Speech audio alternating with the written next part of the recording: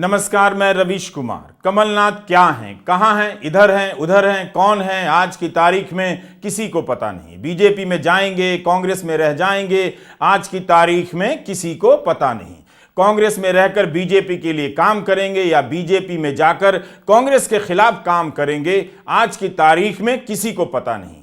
कमलनाथ कमल छाप हैं या हाथ छाप हैं, या कमल में हाथ हैं या हाथ में कमल हैं, आज की तारीख में किसी को पता नहीं। मध्य प्रदेश में कमल किसके कर कमलों से खिला है? कमलनाथ के कर कमलों से या जांच एजेंसियों के डर और हमलों से? आज की तारीख में किसी को पता नहीं। बीजेपी के पास खुद ही कमल है तो वो कांग्रेस से कमलनाथ क्यों ला रही है? आज की तारीख में किसी को पता नहीं। कमलनाथ को अगर बीजेपी ने नहीं लिया तो कांग्रेस उन्हें पार्टी में रखकर क्या करेगी? आज की तारीख में किसी को पता नहीं।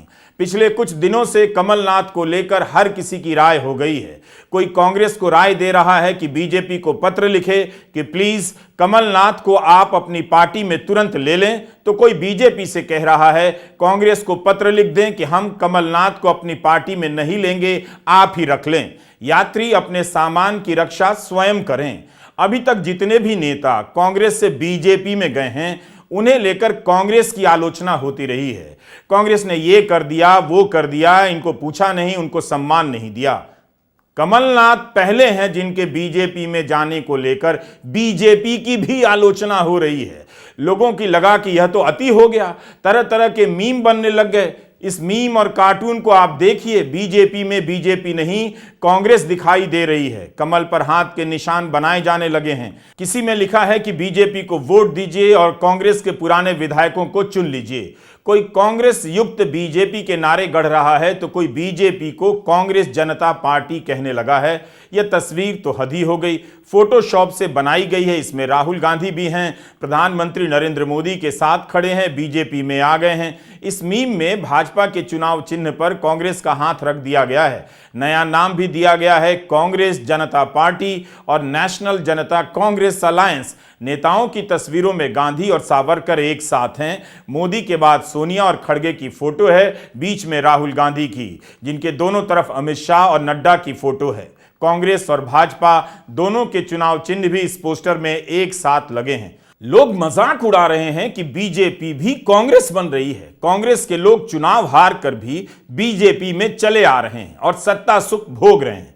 कमलनाथ को इस सुख से क्यों वंचित किया जा रहा है? कोई कांग्रेसी अगर बीजेपी में जाकर मंत्री बनता है, सांसद बनता है, राज्यसभा में जाता है, ईडी के मुकदमों छापों से बचता है, तो क्या कांग्रेस पार्टी को संतोष नहीं करना चाहिए कि उसका पुराना बंदा कांग्रेसी होने का इतना लाभ उठा रहा है? क्या सबको नहीं बताना चाहिए कि आज की तारीख में बीजेपी से ज्यादा फायदा, डबल फायदा कांग्रेस में होने का है? कमलनाथ अगर कांग्रेस में ही रह जाते हैं तो यह जांच एजेंसियों के लिए भी बड़ा धक्का होगा, जिनके डर से न जाने कितने नेता दूसरे दलों से बीजेपी में आ गए। उससे ज्यादा प्रधानमंत्री नरेंद्र मोदी की छवि को धक्का पहुंचेगा, जिनके नेतृत्व में तमाम कांग्रेसी भाजपा में आ गए, मगर वे कमलनाथ को अपनी पार्टी में नहीं ला सके। कमलनाथ भले बीजेपी में नहीं जा सके हैं अभी तक, मगर उन्होंने बीजेपी के अंदर आंतरिक लोकतंत्र की संभावनाएं पैदा कर दी हैं। पूछिए कैसे? इस पूरे वीडियो को धीरज के साथ देखते चलिए, हम सब बताएंगे। मोदी जी को जय श्री राम। यह मत समझिएगा कि प्रधानमंत्री के खिलाफ भाजपा के नेताओं ने बगावत कर दी है। जो नेता प्रधानमंत्री के साथ इतनी बड़ी माला में समा नहीं सके, वे बगावत क्या ही करेंगे। राजनाथ सिंह ने माला अपने गले में डाल ली थी, मगर जल्दी समझ गए। जेपी नड्डा साहब तो कब का समझ चुके हैं, इसलिए उन्होंने ऐसी कोशिश नहीं की। जेपी नड्डा के लिए बीजेपी के सम्मेलन में एक नया नियम ही बन गया है कि पार्टी की राष्ट्रीय परिषद अध्यक्ष पद पर किसी को सेवा विस्तार दे सकती है। नड्डा जी सेवा विस्तार पर चल रहे हैं, जून 2024 के अंत तक अध्यक्ष बने रहेंगे। फिर भी उनका विस्तार इतना नहीं हो सका है कि इतनी बड़ी माला में प्रधानमंत्री के साथ समा सकें, कमलनाथ का विरोध कर सकें। इसके बाद भी कमलनाथ को लेकर बीजेपी में आंतरिक लोकतंत्र के बीज फूटते हुए देखे गए हैं। बीजेपी के वरिष्ठ और लोकप्रिय नेताओं में से एक दिल्ली के मशहूर नेता तेजिंदर सिंह बग्गा ने ट्वीट कर हलचल मचा दी है। बग्गा जी की ट्रोल क्षमता का प्रहार अभी तक बीजेपी के विरोधी झेलते रहे हैं। मगर इस बार खुद बीजेपी उनके ट्रोल का शिकार हो गई। जिस ट्रोल के कारण लोकतंत्र को गहरा नुकसान पहुंचा, उसी ट्रोल से लोकतंत्र की संभावना भी पैदा होती दिखाई दे रही है। बग्गा नड्डा जी से अधिक साहसी निकल गए। तेजिंदर बग्गा के पुराने ट्वीट बताते हैं कि ईश्वर ने उन्हें कमलनाथ को बीजेपी में आने से रोकने के लिए ही बीजेपी में भेजा है। राम मंदिर के उद्घाटन के समय नरेंद्र मोदी ने कहा, ईश्वर ने उन्हें इस काम के लिए चुना है, लेकिन लगता है उसी ईश्वर ने बग्गा जी को बीजेपी में भेजा है ताकि वे कमलनाथ की एंट्री का लगातार विरोध करते रहें। 2020 में बग्गा जी ने कमलनाथ के विरोध में ट्वीट किया था, उन्हें सिखों का हत्यारा बताया। उन्होंने तो यह भी लिख दिया कि मैं चुनौती देता हूं कांग्रेस को, एक बार कमलनाथ को हरिनगर विधानसभा क्षेत्र भेजकर दिखा देना चाहिए, यहां सिख उसकी औकात बता देंगे। वैसे बग्गा जी लोकप्रिय होने के बाद भी खुद चुनाव नहीं जीत सके। 2020 में उसी हरिनगर सीट पर आम आदमी पार्टी की राजकुमारी सिंह ढिल्लों से 20,000 वोटों से हार गए। इस साल 18 फरवरी को बग्गा ने ट्वीट कर दिया, सिखों के हत्यारों के लिए भाजपा के दरवाजे ना खुले थे ना खुले हैं। प्रधानमंत्री नरेंद्र मोदी जी के होते हुए कभी ऐसा संभव नहीं हो पाएगा, ऐसा मैं आप सबको विश्वास दिलाता हूं। क्या कमलनाथ के लिए भाजपा ने अपने दरवाजे हमेशा के लिए बंद कर लिए हैं, या 2024 के बाद फिर से उन दरवाजों को खोला जाएगा? कमलनाथ को भी बताना चाहिए कि वे लोगों से राय ले रहे थे, तो लोगों ने उन्हें क्या राय दी?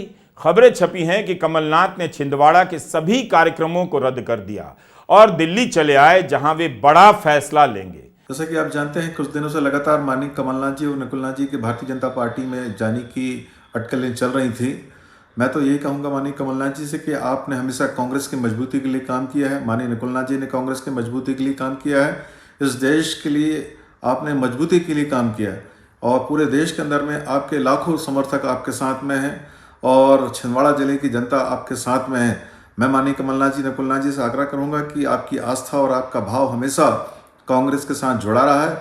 माननीय हमारी पूर्व प्रधानमंत्री इंदिरा गांधी जी ने आपको तीसरे बेटे के रूप में छिंदवाड़ा में प्रस्तुत किया था और वही आस्था आज भी आपके प्रति छिंदवाड़ा जिले की जनता की साथ में आपके साथ में है। मैं निवेदन करना चाहूँगा माननीय कमलनाथ जी के, जिस मजबूती से आपने कांग्रेस में काम किया है पूरी जिंदगी भर, आगे भी आप कांग्रेस का नेतृत्व संभालें, काम करें और हम लोकसभा चुनाव कांग्रेस के लिए मजबूती से काम करेंगे और माननीय नकुलनाथ जी को जिता के लाएंगे। अजीब हाल है, कुछ भाजपाई कह रहे हैं कमलनाथ बीजेपी में ना आए, कांग्रेसी कह रहे हैं कमलनाथ कांग्रेस में ही रह जाएं। कमलनाथ होना कितना मुश्किल हो गया है। अगर कमलनाथ के भाजपा में ना आने पर अंतिम रूप से रोक लग जाती है, तो यह बीजेपी के भीतर बग्गावाद की सबसे बड़ी जीत होगी। भाजपा के भीतर बग्गा की यह सबसे बड़ी कामयाबी कही जाएगी। बग्गा की जीत को बग्गावाद ही कहा जाना चाहिए, क्योंकि मध्य प्रदेश के चुनाव में प्रधानमंत्री ने कमलनाथ पर हमले किए। यह स्पष्ट नहीं है और हमने उनके सभी भाषणों को नहीं सुना है कि उन्होंने इन हमलों में सिख विरोधी दंगों के आरोपों को शामिल किया था या नहीं। मगर 2019 के लोकसभा चुनाव में प्रधानमंत्री ने पंजाब में इसका जिक्र किया था कि कांग्रेस सिख विरोधी दंगों के आरोपी को मुख्यमंत्री बना रही है। जितने भाषण हमने सुने उनमें यही पाया कि प्रधानमंत्री दिग्विजय सिंह और कमलनाथ के बेटों को लेकर आरोप लगा रहे थे। अब उसी कमलनाथ के बेटे की बीजेपी में आने की चर्चा चल पड़ी। इस स्थिति में बीजेपी के भीतर बग्गा जी मोदी जी की तुलना में ज्यादा विश्वसनीय नेता के रूप में उभरते जा रहे हैं। कम से कम यह बंदा कमलनाथ को लेकर 2018 से अपनी लाइन पर टिका हुआ है।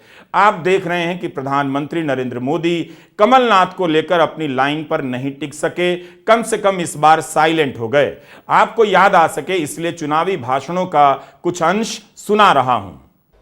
3 दिसंबर को भाजपा से हारने के बाद मध्य प्रदेश कांग्रेस पर किसका बेटा कब्जा करेगा, उनकी लड़ाई ये है।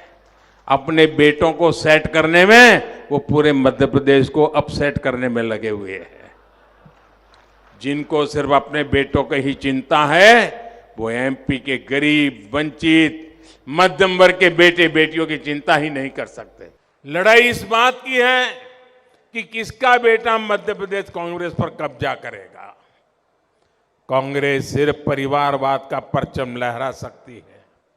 मध्य प्रदेश का परचम लहराना कांग्रेस के बस की बात नहीं है। साथियों, भाजपा आपके परिवार के वर्तमान, आपके बच्चों के भविष्य के लिए काम कर रही है।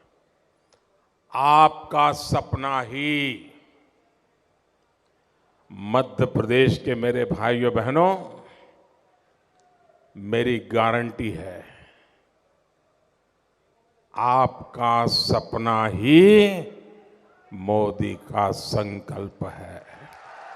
आप याद रखिए, ये जो आपस में गुत्थम गुत्ता है ना, एक दूसरे के कपड़े फाड़ रहे हैं ना, जहां भी उनका मौका मिला है ना, उन्होंने जनता के ही कपड़े फाड़ दिए हैं।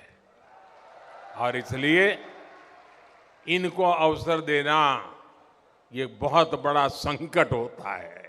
इसके बाद भी कमलनाथ को बीजेपी में कौन बुला रहा था, यह सवाल अनुत्तरित है। खोजिए, उनके बेटे को बीजेपी में कौन बुला रहा था? कौन कमलनाथ के बेटे को बीजेपी में सेट करना चाहता था? कमलनाथ ने बीजेपी के नेताओं को बीजेपी के भीतर आवाज उठाने की हिम्मत दी। कैलाश विजयवर्गीय ने कमलनाथ को बीजेपी में लिए जाने का मुखर विरोध किया है। मध्य प्रदेश सरकार में शहरी विकास मंत्री और बीजेपी के पूर्व राष्ट्रीय महासचिव कैलाश विजयवर्गीय का बयान आता है कि मध्य प्रदेश में कमलनाथ जैसे नेताओं के लिए बीजेपी के दरवाजे बंद हैं। अगर दिल्ली से यह फैसला लिया गया है तो हम इस पर टिप्पणी नहीं कर सकते, लेकिन मध्य प्रदेश में कमलनाथ को स्वीकार नहीं किया जाएगा। विजयवर्गीय ने तो यहां तक कह दिया कि बाजार से ताजी सब्जी लेनी चाहिए, सड़ी सब्जी नहीं। कमलनाथ अपने समर्थकों के साथ अगर बीजेपी में आते हैं तो बीजेपी के भीतर असंतोष पैदा हो जाएगा। अब बताइए और खुद समझिए कि विजयवर्गीय किसे सड़ी सब्जी कह रहे हैं। प्रधानमंत्री मोदी को इस वक्त साफ कर देना चाहिए कि कमलनाथ को बीजेपी में लेने की डील किसकी है, कौन कर रहा था, किस स्तर पर कांग्रेस के इस सबसे घोर ईमानदार नेता को बीजेपी अपनी पार्टी में लाना चाहती थी। प्रधानमंत्री मोदी को नड्डा जी की तरह चुप नहीं रहना चाहिए, बल्कि बग्गा जी की तरह साफ साफ बोल देना चाहिए, बताना चाहिए कि कमलनाथ को बीजेपी में लाने की कोशिश की गई या नहीं, और यह कोशिश किसकी थी। अगर कमलनाथ को बीजेपी में लाने का फैसला प्रधानमंत्री के स्तर पर तय हुआ है तो तेजिंदर बग्गा और कैलाश विजयवर्गीय ने उनके फैसलों का विरोध कर दिखा दिया है कि केंद्रीय नेतृत्व के फैसलों का विरोध बीजेपी में संभव है। 9 बार जो व्यक्ति सांसद रहा हो, जिसे एक क्षेत्र की जनता ने लगातार चुना हो, उस व्यक्ति को 77 साल की उम्र में बीजेपी कौन लेकर जा रहा था? किस वजह से वो व्यक्ति बीजेपी में जा रहा था? उसकी अंतरात्मा ले जा रही थी या ईडी नाम की परमात्मा पकड़कर ले जा रही थी? सवाल उठ रहे हैं कि क्या कमलनाथ ने 2020 में अपनी सरकार बचाने का प्रयास नहीं किया, जानबूझकर टूट जाने दिया और बीजेपी की सरकार बनने दी? 2023 के विधानसभा चुनाव में कमलनाथ ने क्या जानबूझकर बीजेपी को जिताने में मदद की? यह भी कहा जा रहा है कि कमलनाथ ने कम रैलियां की, 30 दिनों में 39-40 रैलियां ही की। क्या ये संख्या सही है? इसकी पुष्टि कमलनाथ को भी करनी चाहिए। क्या वे उम्र के कारण कम रैलियां कर रहे थे या कांग्रेस को हराने के लिए कम रैलियां कर रहे थे? यह तो कमलनाथ पर निर्भर करता है कि वे अपना पक्ष कैसे रखते हैं। मगर कांग्रेस ने कमलनाथ को लेकर काफी सावधानी बरती है। मध्य प्रदेश कांग्रेस के नए अध्यक्ष जीतू पटवारी ने विधायकों पर भावनात्मक दबाव बनाना शुरू कर दिया और पूरी कोशिश यही रही कि कांग्रेस दोबारा ना टूटे, हो सके तो कमलनाथ भी रुक जाएं। 80 में जब पहली बार कमलनाथ जी चुनाव लड़े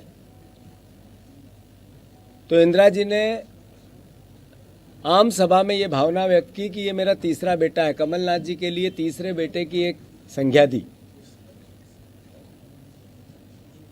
उससे आगे बढ़कर इस 45 साल की यात्रा में, राजनीतिक यात्रा में कमलनाथ जी की पिछले 7 साल से वो मध्य प्रदेश की कांग्रेस पार्टी के मुखिया के तौर पे हम सब कांग्रेस के कार्यकर्ताओं के साथ कंधे से कंधा मिलाकर हर परिस्थिति में सुख में, अच्छे में और बुरे में पूरी दृढ़ता से कांग्रेस के विचार को आत्मसात करके विपक्ष की भूमिका निभाते हुए निडरता से अपना कार्य करते रहे।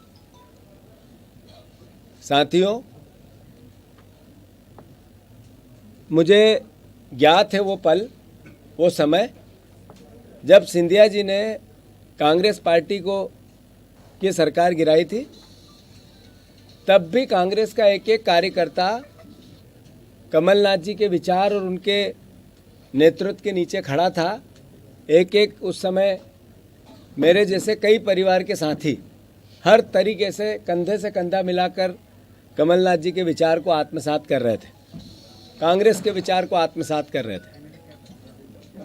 अंतोगत्वा मैं आप सबसे अनुरोध करना चाहता हूं, जो खबरें हैं निराधार है। कोई किसी प्रकार की वो भावना, कभी सपने में आप सोच सकते हो कि इंदिरा जी का तीसरा बेटा कांग्रेस छोड़ सकता है?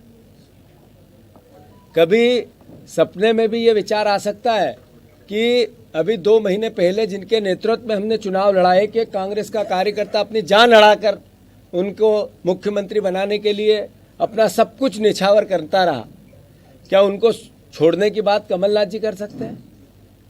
कभी सपने में भी आप सोच सकते हैं कि जब सिंधिया जी जा रहे थे, सरकार गिरा रहे थे, तब हमारे जैसे लोग पुलिस के और उनके गुंडों के डंडे खा रहे थे कमलनाथ जी को मुख्यमंत्री बनाने के लिए जगह जगह, वो हमें छोड़ के जा सकते हैं?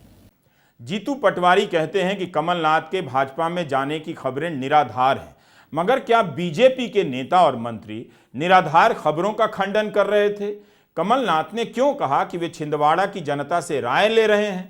चंद दिनों में कमलनाथ ने काफी कुछ गंवा दिया है। पहले अपनी सरकार गंवा दी, फिर चुनाव में जीत गंवा दी और चुनाव के बाद अपनी साख गंवा दी।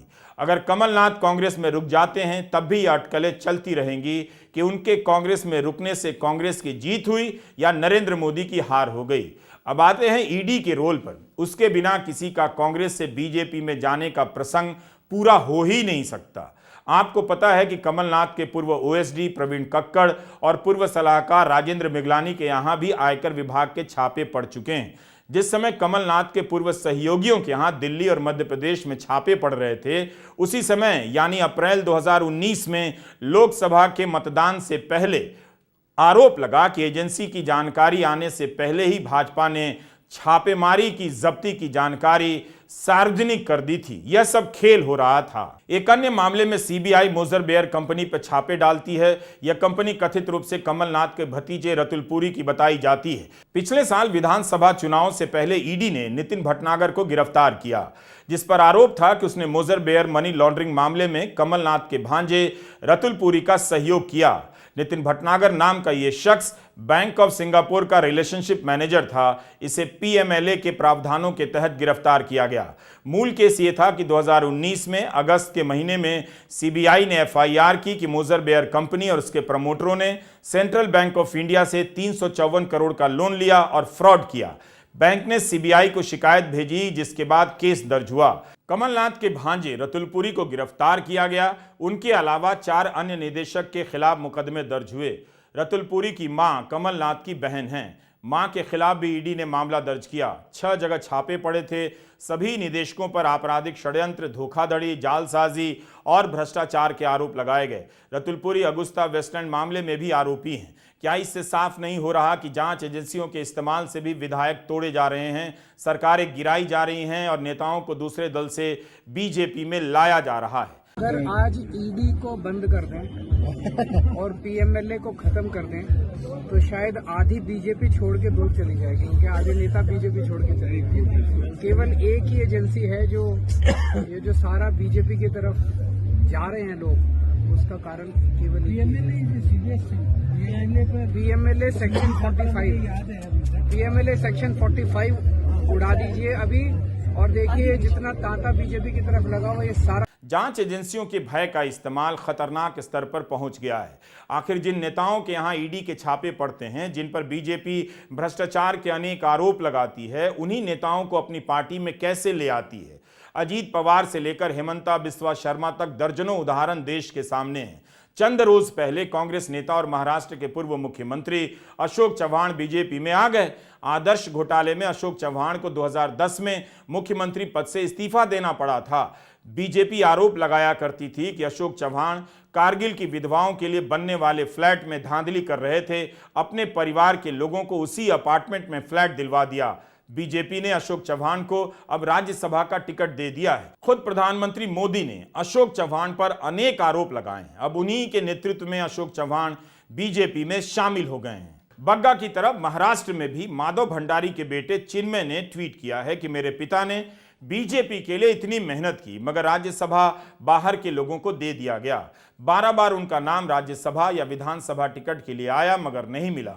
उन्होंने 30 साल से पार्टी की सेवा की। उम्मीद है किसी दिन उनके साथ न्याय होगा। माधव भंडारी महाराष्ट्र बीजेपी के उपाध्यक्ष हैं। 1975 में जनसंघ के समय से बीजेपी में काम कर रहे हैं। 50 साल से जो पार्टी से जुड़ा हो उसे दुख तो होना ही चाहिए, मगर कांग्रेस नेताओं की किस्मत कितनी अच्छी है। खुद कांग्रेस को चुनाव नहीं जितवा सकते, मगर जब कांग्रेस छोड़कर जाते हैं, गोदी मीडिया उन्हें प्रभावशाली नेता बताता है, दिन रात उनका इंटरव्यू करता है, कांग्रेस नेतृत्व की आलोचना करता है कि नेतृत्व अहंकारी हो गया है। अशोक चव्हाण जैसे जमीनी नेताओं को नहीं पूछता है, लेकिन बीजेपी के जमीनी नेताओं को नहीं पूछा जा रहा है, इसे लेकर सवाल नहीं कर पाता। अशोक चव्हाण का केस बता रहा है कि कांग्रेस में होना कितना फायदेमंद हो गया है। माधव भंडारी जैसे लोग बीजेपी में सेवा करते रहेंगे। अशोक चव्हाण जैसे लोग बीजेपी में शामिल होने के हफ्ते भर के भीतर राज्यसभा पहुंच जाएंगे। मुंबई में जिस देवेंद्र फडणवीस की मौजूदगी में अशोक चव्हाण बीजेपी में शामिल हुए, 2016 में फडणवीस सरकार के समय ही उनके खिलाफ मुकदमा चलाने की अनुमति दी गई। राज्यपाल सी विद्यासागर राव ने सीबीआई को मुकदमा चलाने की अनुमति दी। 2012 में सीबीआई ने आदर्श स्कैम मामले में चार्जशीट भी दायर कर दी थी। इस्तीफा देने के 2 साल के भीतर 2012 में केंद्र में कांग्रेस की सरकार थी, फिर भी सीबीआई ने कांग्रेस के मुख्यमंत्री के खिलाफ चार्जशीट दायर की। मोदी सरकार में ईडी के ज्यादातर छापे विपक्षी नेताओं के यहां पड़ते हैं, बीजेपी के नेताओं के यहां नहीं। विचित्र बात यह है कि यूपीए सरकार के घोटालों पर जो श्वेत पत्र जारी किया गया है बीजेपी की तरफ से, उसमें आदर्श घोटाले का भी जिक्र है और उसके ही मुख्य आरोपी को बीजेपी में ले आया गया है। कमलनाथ से लेकर अशोक चव्हाण तक कांग्रेसियों की पूरी फौज बीजेपी में समा गई है। कांग्रेस से लड़ने वाले भाजपाई कार्यकर्ता जब अपनी पार्टी के भीतर देखते होंगे तो कितना अफसोस करते होंगे कि सड़क पर कांग्रेस से लड़ने जाते हैं और घर में कांग्रेसी को चाय पिलाते हैं। अशोक चव्हाण की डीपी देखिए, ट्विटर हैंडल पर इनकी तस्वीर खुद लगाई है।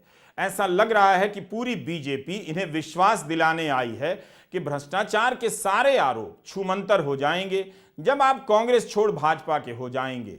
मार्च 2014 में जब कांग्रेस ने अशोक चव्हाण को लोकसभा चुनाव में उम्मीदवार बनाया, तब मोदी ने कहा था कि कांग्रेस को शर्म नहीं आती। अब वही अशोक चव्हाण बीजेपी में हैं। फोटो देखिए, बीजेपी वालों को कितना गर्व हो रहा है।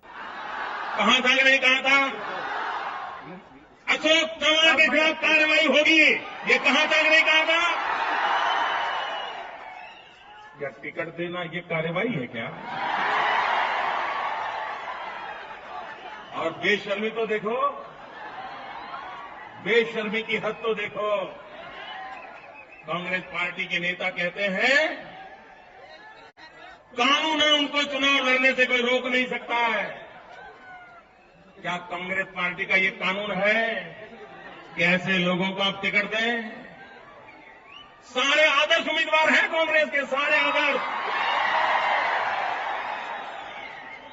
भाइयों बहनों, घोटाले होते हैं, लोगों की राजी नाराजी होती है, लेकिन क्या कभी भारत मां की रक्षा करने वाले करगिल के युद्ध में मां भारती की रक्षा करते करते जो शहीद हुए, क्या उनकी विधवाओं को भी लूट लेंगे? 2022 से इनके कांग्रेस छोड़ने की अटकलें चल रही थी।